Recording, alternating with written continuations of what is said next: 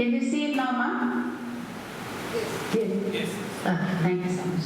Well, a very good afternoon to all the dignitaries and all the scholars and the professors who have joined us.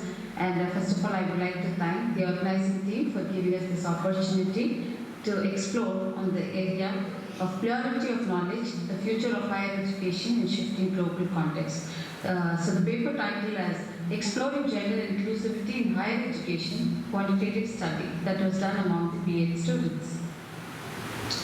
The introduction to this, when I thought about the topic was about inclusivity, because I usually teach inclusive subject to my students. So I thought education is the most powerful weapon where a teacher can influence or induce a change that can the change that can happen at a larger scale, provided she does that right in the classroom. And according to Nelson Mandela, education is the most powerful weapon which you can use to change this world. And moving further, I thought about this, the importance of the study. It's because to seek to explore the perception of gender inclusivity among B.Ed students, and also how these institutions promote inclusive practices. By surveying 50 students using a structured questionnaire through Google Form, this research was conducted. Now, the objective of my study was to access the perception of B.Ed students regarding their gender inclusivity in higher education, to analyze the extent to which teacher educational institutions implement gender inclusive policies and practices, to identify the challenges faced by B.Ed students in experiencing or promoting gender inclusivity within their academic environment, and also to examine the influence of gender inclusivity on students' academic experience and further teaching approaches, and to provide recommendations that can enhance gender inclusivity. The literature. Okay. Moving on from a literature review to the research methodology that I implemented. Since this is a quantitative study and it was more suitable for the study, so therefore I had chosen this. And perception of gender inclusivity, this approach inclusive, objective, reliability and generalizability of the findings. The sample was 50 students and the demography was both inclusive of male and female. The age group was around 20 to 25 or 26 to 30 years as well. And also we had students who were about 30. And the academic year was all the second year students of 2025. The data collection was done through a questionnaire. And this is the results. I had 10 questions that I shooted up to the students to get their perception of how they think or what do they think about inclusive education. So firstly, the question was, how would you describe the institutional approach towards your gender inclusivity? Does your institution promote gender inclusivity? And we had a very good response saying that there are about 83% of institutions who promote or who encourage this concept. And secondly, we asked, do you like gender inclusivity adequate address in your teaching and educational curriculum? And there also we had a very good response. About 79% of the students said yes, but the sad part is we still have, students who say that it is very rarely distinguished. And then we asked the third question, how often do you observe gender bias and stereotype in your institution, an academic or social environment? And we had 55% who agreed that rarely these things occurs. And also, how do their institution provide training or workshops to promote gender inclusivity? And only 53% of the students said their institution promotes or helps them or provides them with an opportunity to explore on this area. Then we also had to know about the comfort, the comfortable do they feel in discussing gender-related issues, especially in the classroom, because it is a mixture, it is a heterogeneous group. So would students be comfortable when such topics are openly being discussed in the classroom? Although 66% have said yes, but yet the thing is there are few students who still don't agree with that concept. And we also asked, have you ever experienced or witnessed gender discriminations in your institutions? The point that I want all of us to look at is around 18% of the students say yes, they still have this problem and they come across these kind of situations. Now, how well does your institution address the gender-related concerns raising the students? For which we had 70% students who said effectively the institutions are ready in welcoming and helping them come out of these situations. And we also had questions related to how do they believe in gender inclusivity, as these are the teacher trainees, and tomorrow they are all going to be practically on the field. So it was very important to know their mindset as to how do they receive this information in. And 74% says yes, it is significantly it will impact their learning. Yes, ma'am. Okay, now I will directly move on to the, keeping the time constraint, we will move on to the findings. After surveying on this topic, the things that I could be able to analyze or my findings was, though the respondent agreed that their institution strongly support, but still there is a scarcity where students are, certain percentage of students still say that their institution do not promote this. And approximately only 79% believe that gender inclusivity is adequately integrated into their... Sorry to interrupt. Please stick to the time. It's 5 minutes. Okay, fine. Okay, thank you. So I will move down to the conclusion.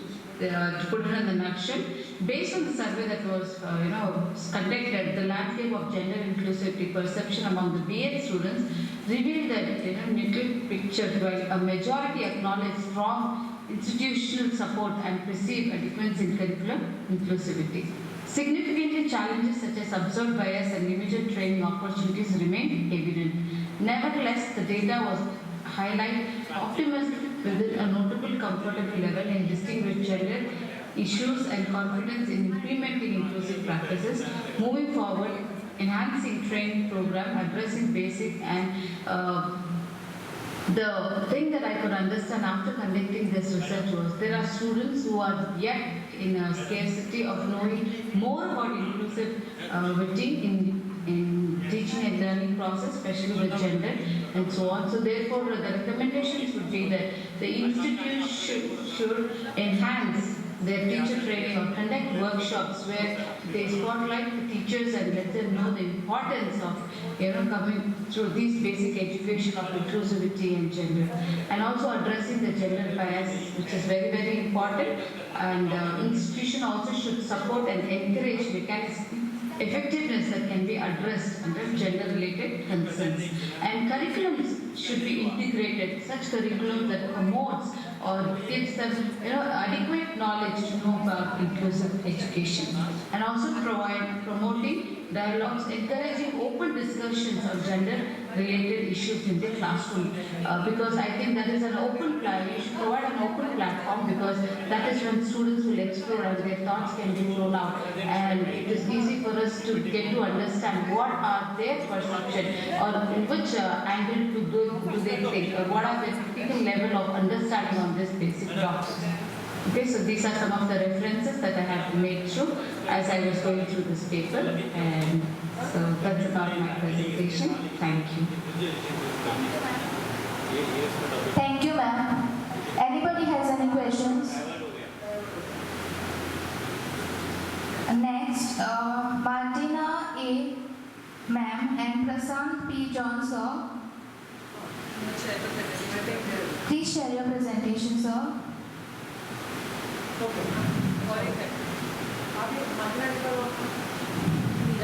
Ma'am, are you there? Martina A. ma'am. Miss Martina?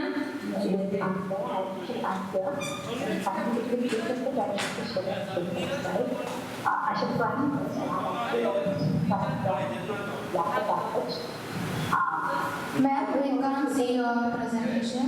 Yeah? Ma'am, Martina ma'am. Yes. We can't see your presentation. I will go to here. I'm sorry. Please share your slide, ma'am.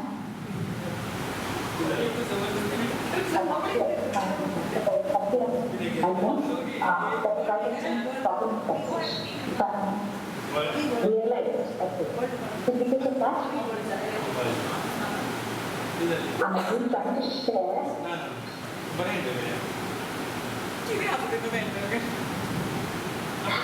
I think find influence because of the questions between answers. That's the problem that I have shared with the function over there so that I can actually suggest if you're there.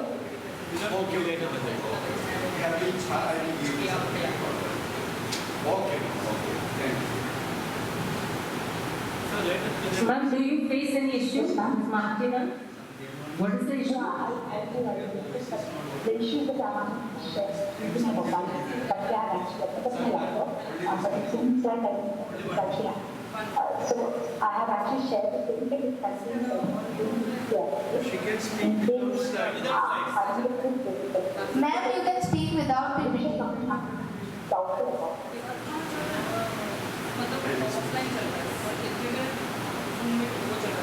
Martina, you can speak without slides. No problem. Yeah. I'm finding it difficult. No. You can speak straight. Yeah. Yeah, I have actually, so in case, because of that, I have actually shared both, sir. Yeah. The same PPT presentation. Because I don't know what happened to that.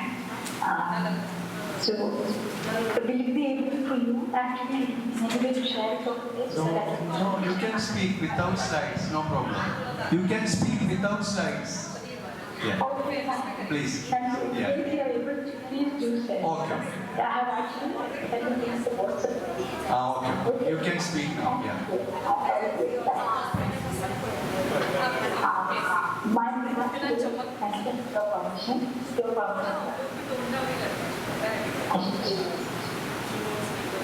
Respected teachers over there and the campuses and so they are actually very glad to participate in my presentation. Because I have this difficult is maybe because I am familiar with mobile phone. So let me come to the main concept. My software strategy and moving as image functions moving to prominent equal conscious behavior. Now, for the sake I have access to the social learning just like that observations, role model, position, motivation, and attention is used. How an animal moves and to make use of, and I have specifically asked 4 animals that's and Laura. Both is there will actually the animation is the that is the connect associated have actually asked the teachers, especially with acknowledgements with the example which is the collective and the participant necessarily know how this students will be actually reach the practice so that eco-consciousness can be engaged students of it. And I will bring the social learning and according to the hypothesis 1, the observation of eco-conscious behavior, the animal movie has an impact on the development of eco-pedagogical habits of the day, and how the keyword increases the attention of animals with eco-conscious movement will positively have impact on the development of eco-pedagogical habits. And hypothesis 3 was the animated movies portraying the character engaged in eco-conscious behavior through the process of role modeling and influence of development of the eco-pedagogical habits. And hypothesis 4 was how engaging it was in the production of eco-consciousness behavior, which is portrayed through the animated movies, and how that impacts the development of eco-pedagogical habits. Now, hypothesis 5 and the exposure to the animal movies of eco-friendly babies do motivate students in influence eco-pedagogical habits. The hypothesis 6 was that the higher definition of eco-conscious behaviors present in animal movies positively will influence the development students of. Naturally, as a circle, I have actually taken one simple picture, schools of Karnataka district. As a sample, we created one social media and to members of the But the thing is that after 30%, I can only receive 75 valid responses.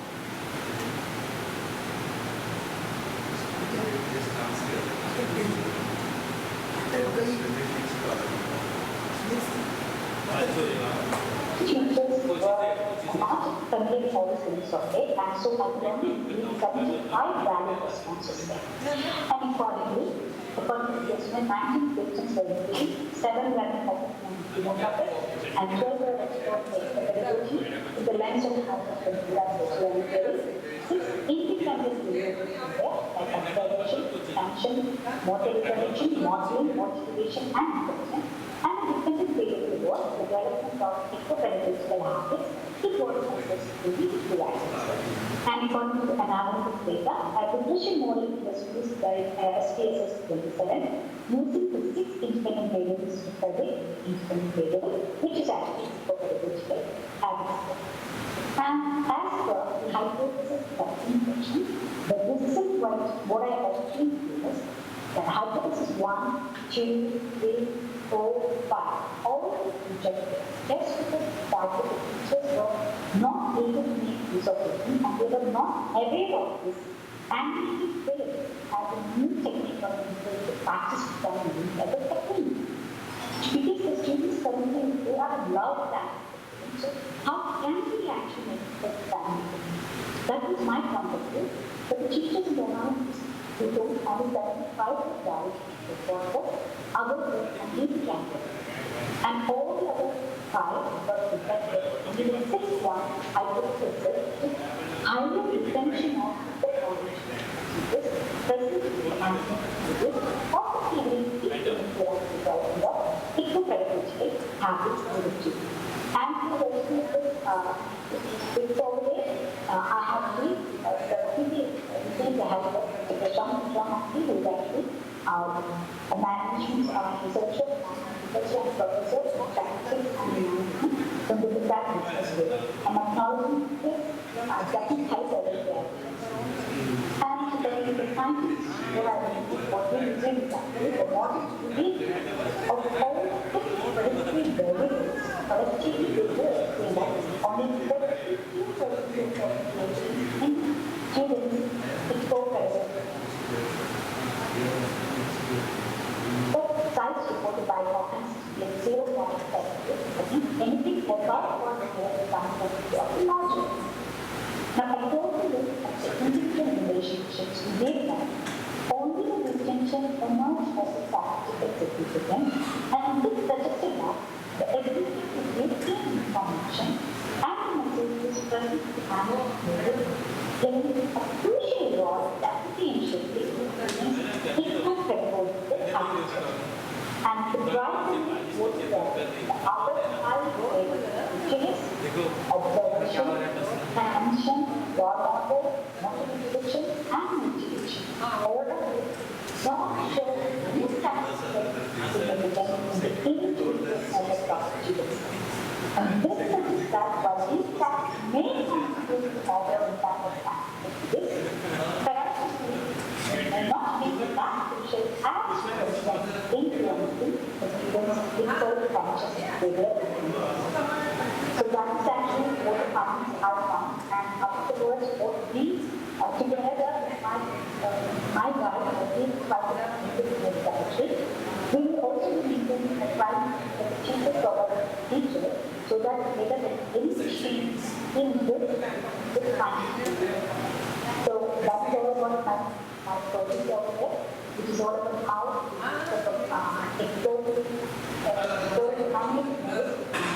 Ma'am, very sorry to just. Thank you, ma'am. I do apologize for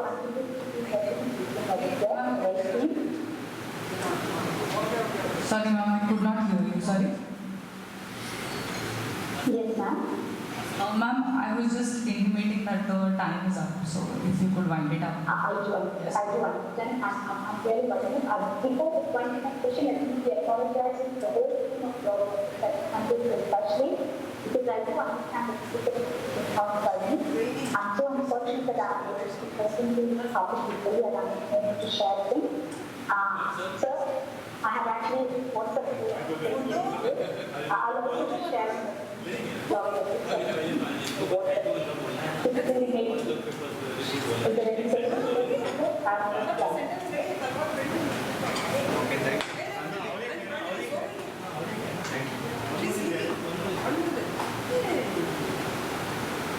Thank you, ma'am. The last present. Anybody has any questions? Okay, thank you very much, ma'am.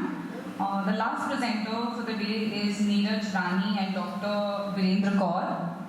Do we have you here? Yes, ma'am. Yes, you may start the presentation. Yes, I'm sharing my screen.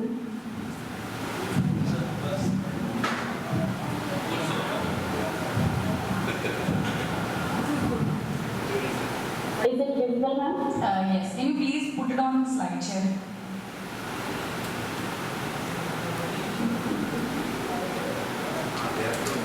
Thank you.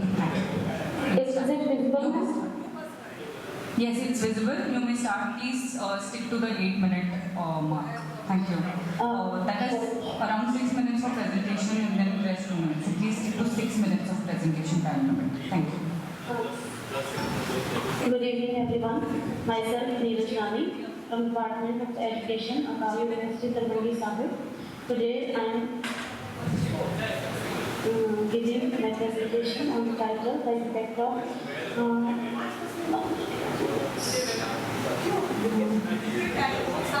Analyzing the Cognitive Flexibility, a gender-wise examination, and the diagram for the study is cognitive flexibility, a vital component of executive functioning, allow individuals to adapt their thinking and behavior in response to new, changing, or unexpected situations. In the field of teacher education, this ability plays a critical role in managing dynamic classroom environments, making effective instructional decisions, and employing innovative teaching strategies. While existing literature has extensively documented gender-based differences in cognitive and emotional processing, there remains a noticeable gap in understanding how these differences impact cognitive flexibility among pre-service teachers. So the cognitive flexibility is the fundamental concept in psychology that refers to the ability of an individual to adapt their thinking and behavior in response to changing situations and demands. It involves capacity to shift one's cognitive processes such as problem-solving strategies, mental sets, attentions to effectively navigate novel or complex circumstances. The prospective teachers, the individual enrolled in teacher education programs undergoing training to become future educators. So this is the review of related literature which explains the relation of cognitive flexibility with the other variables such as school-related stress, with the psychological well-being and the techno-pedagogical competencies among pre-service teachers. There are the two hypotheses. First is there will be no significant gender difference in the cognitive flexibility among pre-service teachers of Punjab region, and the second one is there will be no significant gender difference in alternative and control dimension among pre-service teachers of Punjab region. The rationale of the study is the first is to fill the gap in the empirical research, and the second is the gender responsiveness teaching strategies in teacher education programs to promote equitable learning environment. It also provides insight for policymakers to design evidence-based teacher training curricula that foster cognitive flexibility. It also emphasizes the role of cognitive flexibility in preparing pre-service teachers for dynamic, diverse classroom environments. It also suggests that awareness of gender-based cognitive flexibility patterns can enhance problem-solving, creativity, and instructional decision-making among pre-service teachers. There are two objectives for this study: to study gender difference in cognitive flexibility among pre-service teachers of Punjab region. The Second is to study gender difference in alternative and controlled dimensions of cognitive flexibility among pre-service teachers of Punjab. In this study, the descriptive survey method was employed by using the convenient sampling. The research scholar select 100 pre-service teachers comprising 51 males and 49 females. And the research tool that was used in this study is the Cognitive Flexibility Inventory by Davis and Van der Waal, 2010.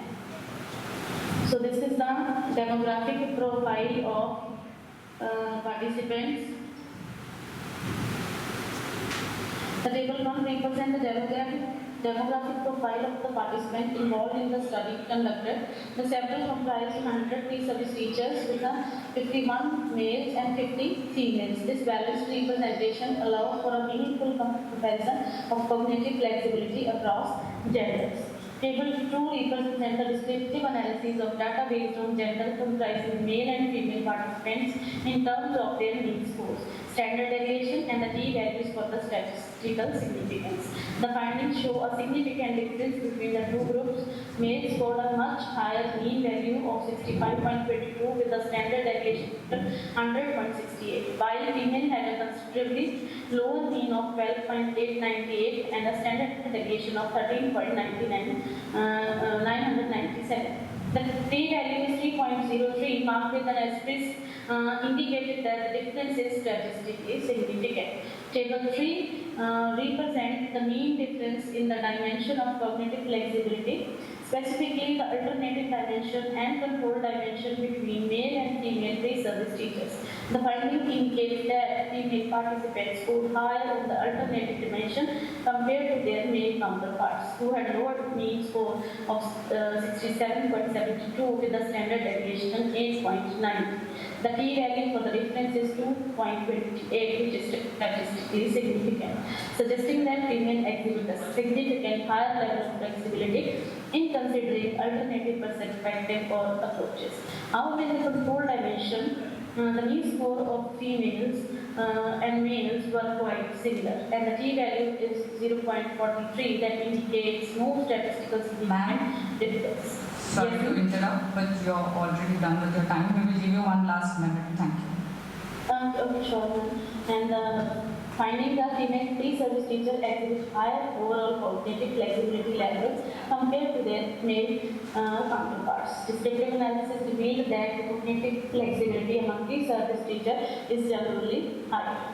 And education implications are that encourage male pre-service teachers to join diverse workshops and critical thinking activities to enhance perspective taking, implement mindfulness, yoga, and meditation sessions to improve task reaching and cognitive flexibility in male pre-service teachers. So, in a nutshell, we can say the study revealed a notable gender difference in the cognitive flexibility levels of pre-service teachers, with female outperforming males in alternative and controlled domains.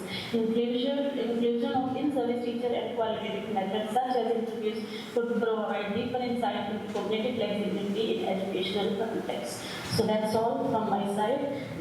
Thank you so much. Thank you very much. Any questions, anyone? Okay, I think with that we have finished with the presentations. I would like to invite Sir Samir Naik, the chairperson of the session, to say a few words.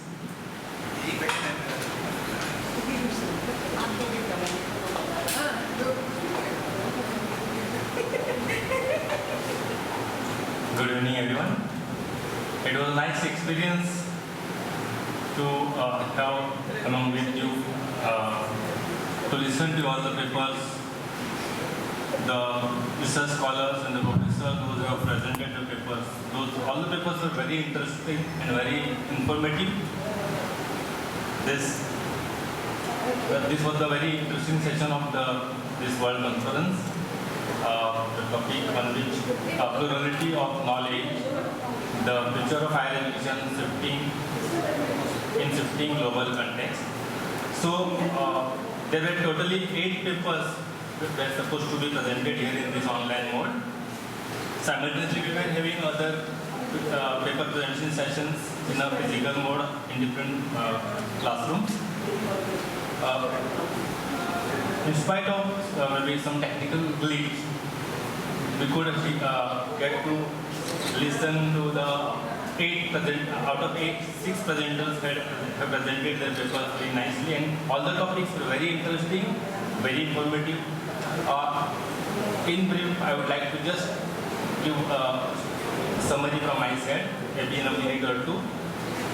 In the very first place, we had Dr. R. Dani Joseph sir, who presented his paper on the topic application of artificial intelligence as a tool in digital education, wherein he explained different types of tools which can be used in the teaching learning scenario, wherein he could name some of those tools, especially for micro-teaching. When he said something about micro-teaching, the Teach Lab or Merson, these are the tools which we can use.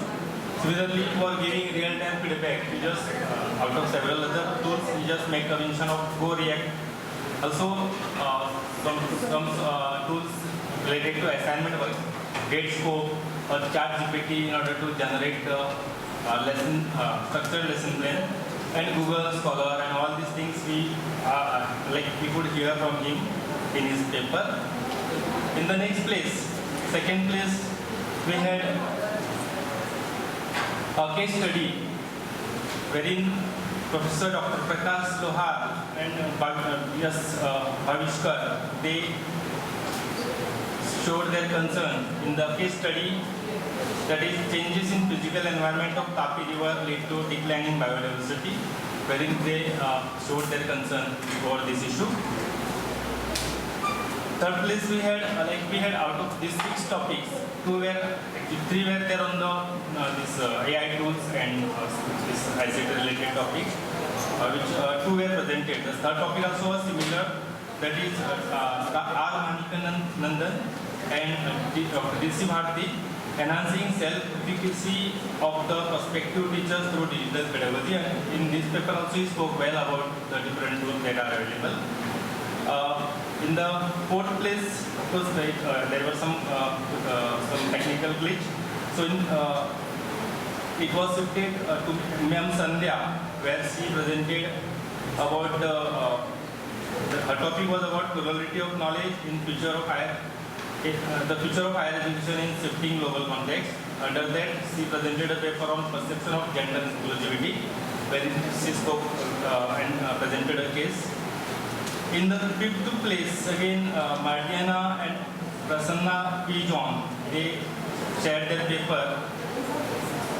Ms. Mardiana shared her paper exploring eco-pedagogical discourses in animated movies among the teachers of Ernakulam district. We could understand that there was heavily raining there in Kochi, so that's why she could not present her PPT, but still all of us could enjoy and all of us could get to listen to her paper. Then last place out of 6th, this was the last paper presented by Nireja Rani. It is about one of the studies in Punjab analyzing cognitive flexibility in pre-service teachers, gender-wise examination. So these are all the paper presenters. They presented their papers, and we all could get the benefit out of it. Because of the time constraint, we could not have question answer sessions or discussion after every paper. But still, everybody enjoyed, and hope all of you enjoyed the paper and must have got some insight through these papers. So thank you all, and all the best. Thank you, Samir sir, for your insightful guidance. I'm sure they will carry forward these insights and apply in their future research. Now I would like to request Dr. Anna Nina George to present a memento to Mr. Samir Naik.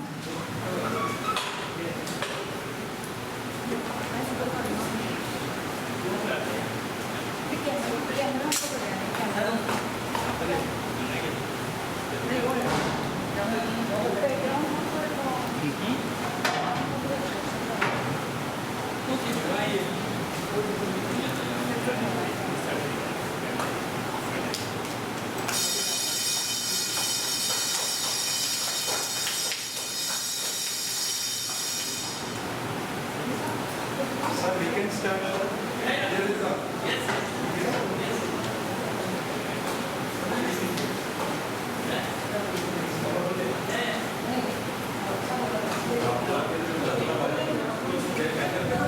you. It's my pleasure and privilege to deliver the vote of thanks for today's presentation session.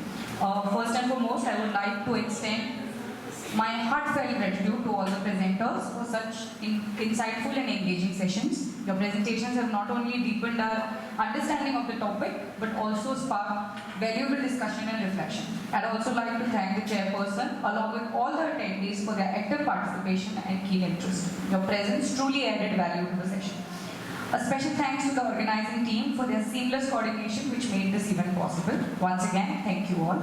Let's carry forward the insight we gained today and apply them meaningfully. Thank you.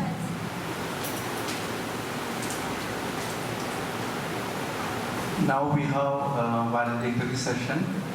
So I invite our principal sir and Ganad sir on the dais. Sir, please.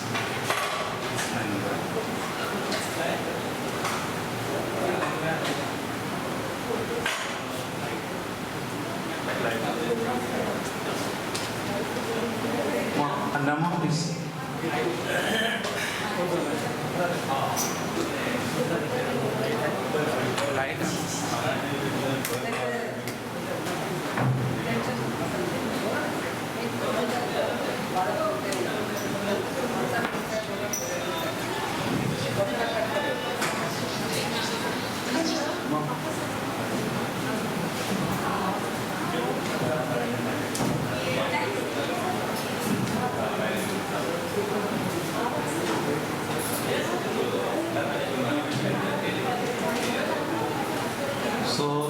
For the time being, I invite our respected principal for valedictory address. Sir, please.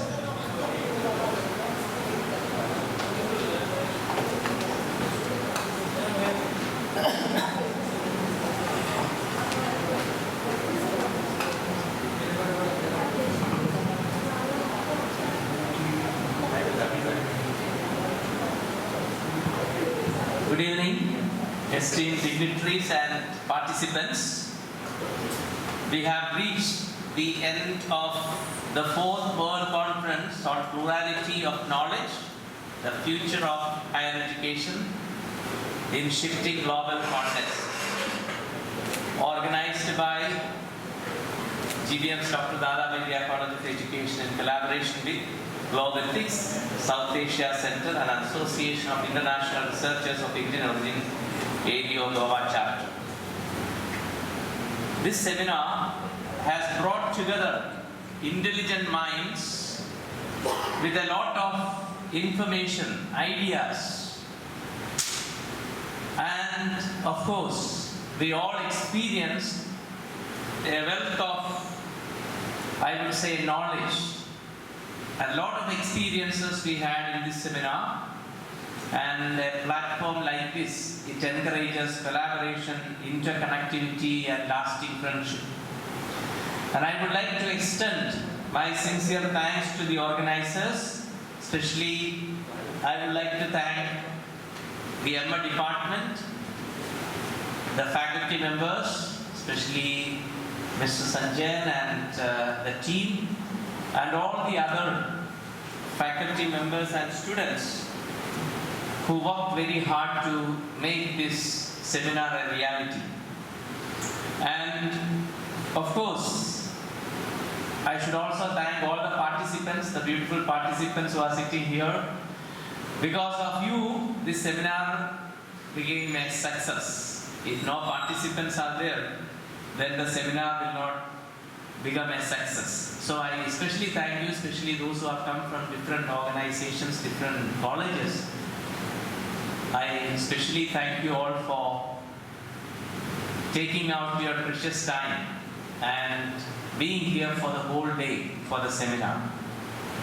I am sure that this seminar, right from the beginning, from the inauguration function onwards, we were listening to various talks on ethics, values. Of course, Dr. Neena made a wonderful presentation on on sustainable development and various other issues that our country is facing today. If we are able to use the resources that are available, as we were just discussing in the morning also, a lot of resources are available in our country. Mr. Ganesh Naik told about IKS. We have not explored all the possibilities. Lot of possibilities are there. We don't need to go very far to get these things done. But even in front of us, there are many possibilities out there. So as teachers, as responsible citizens, we need to take the first step. We need to be proactive. And if we are able to help people around us, I am sure that can make a lot of difference. Especially we heard about a lot of things that are happening around, not only in our country, but some of our friends, even they join from other parts of the world. So all are eagerly looking for some solutions to the problems that we are facing today. Now the solution is not something which will come from far away. The solution actually should start from us. We should not wait for somebody else to intervene and change the present system. But whatever way that we can contribute to that, we need to take the first step. So I am sure that this seminar has helped us to realize many of the such issues that we are facing, especially in the field of higher education. So I am sure that as teachers, teacher educators and faculty members who are working in higher education, we can take that first step and we can go a long way in making a difference in various areas. Especially every day we deal with students. So today there is a value crisis. So this crisis, this erosion of values can only be solved by teachers.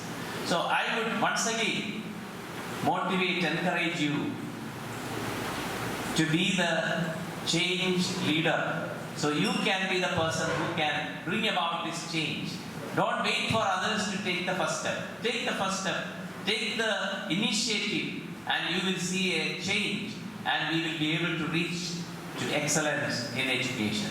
I once again thank you all for joining us today, and special thanks once again to the Emma department and Mr. Sanjayan and other faculty members for organizing this program in a wonderful manner. Thanks to Dr. Anandina George and Mr. Ganesh Chandra Naik.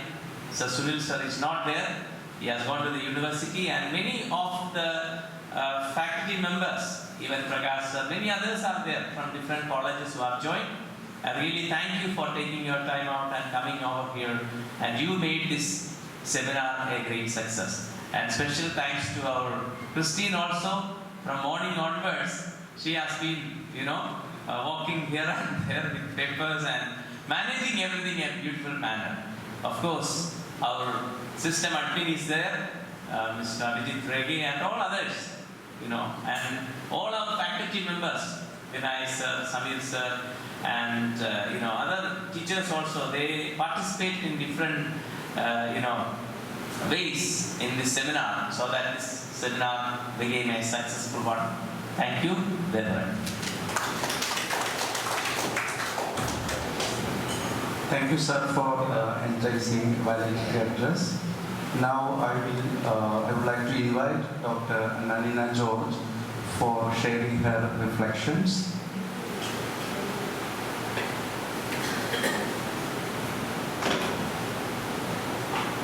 Good evening. I said good evening. Good evening to all the people here right in front of me, and good evening to all those who are joining us online, and good evening to all the dignitaries on the days. First of all, congratulations to the MEd Department and Research Center, especially to Sanjayan sir and his team. I think we should give a big hand to Sanjayan sir and his team. first of all, for organizing this conference, and the title of the conference, the theme of the conference is really so, I should say, inclusive, because all the topics that we see, it is really plurality, because almost all the topics, from biodiversity to ethics to AI to teacher education, all the topics have been touched upon by the different paper presenters. That itself makes the conference plural, that whatever you meant by plurality, we could actually see. And I really appreciate the enthusiasm of the people who have presented online, because they were so ready, they were so eager to present it. You know, you feel that I am presenting it online, nobody is watching us, but that was not the enthusiasm. The enthusiasm of the teachers presenting it online was really commendable, because especially one lady who was having difficulty because of heavy rains, but that didn't stop her. Still, she could not use her laptop. Still, she used her mobile and she presented. So this is actually the enthusiasm. I felt that online people have shown tremendous enthusiasm to join us online. So I really thank, and we were very fortunate because of the connections that Sanjayan sir is having with people from Greece, from Portugal, and from so many other countries. We were so fortunate to hear.